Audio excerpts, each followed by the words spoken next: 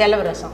இது வந்து சளி பிடிச்சா குழந்தை எல்லாம் பிறந்தாங்க அப்போ வந்து எல்லாம் கொடுத்தா ரொம்ப நல்லது. புளி யூஸ் பண்ணுறது இல்லை, தக்காளி யூஸ் பண்ணுறது இல்லை. இப்போ இந்த ரெசிபி எனக்கு எப்படி பண்ணுறது சொல்லி தரீங்களா? இந்த ரெசிபிக்கு வந்து தேங்காய் எண்ணெய் தான் முக்கியங்க.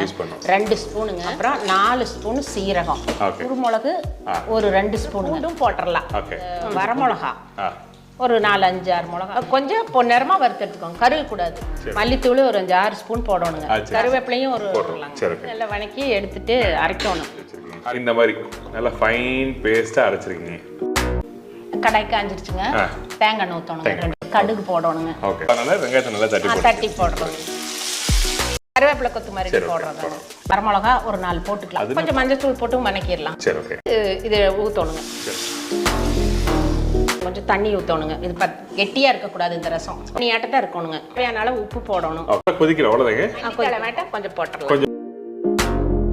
ரசம் ரெடி ஆயிடுச்சுங்க. அப்பா நல்ல காரம்.